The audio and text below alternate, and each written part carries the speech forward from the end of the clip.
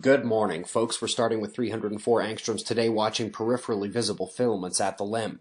3 videos were posted to YouTube yesterday here, so check them out if you missed them. But let's get started today over at spaceweathernews.com.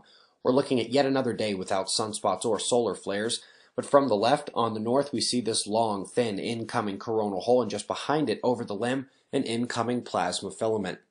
We saw this vertical filament yesterday morning, also known as a solar tornado, and when they orient vertically like this, the high side magnetism holding the filament together comes out into the corona in a helix and steadies in a ball, almost like lasting ball lightning or a plasma orb in Earth's atmosphere. Because it's electromagnetic, the charged particles are expelled from that confined, localized region. And folks, this is how a coronal cavity forms, at the end of a filament. I am showing you the pink 211 view to see the sparse plasma and how it moves around within the cavity, whereas you may have seen the con artists online only showing the one that makes it look like an alien ship is there at the end of the line. Color means matter, black means nothing there. Stepping back out, that coronal hole system coming in will face Earth tomorrow.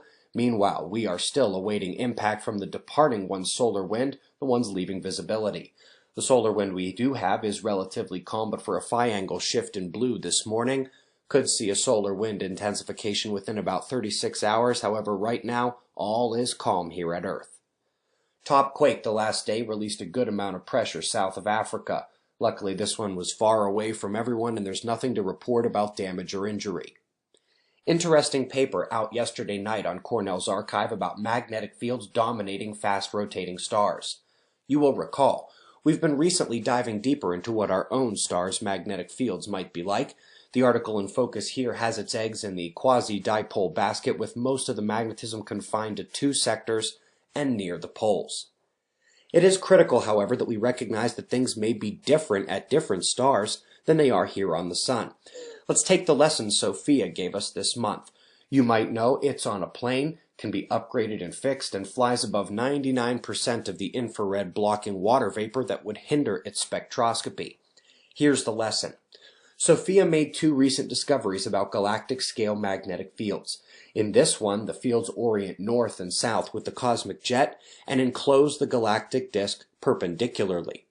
Then it looked at another system and found the magnetic fields dominated by rotational dynamics, with parallel to disk fields that wrap with the spiral arms and are perpendicular to the north-south jet. Either it can happen numerous ways in galaxies, and maybe on stars as we were implying, or there was maybe just a viewing angle issue here and the fields exist in both setups in all rotating galaxies. Folks, I would love to play a little game of which is more asinine, the genetic modification edition.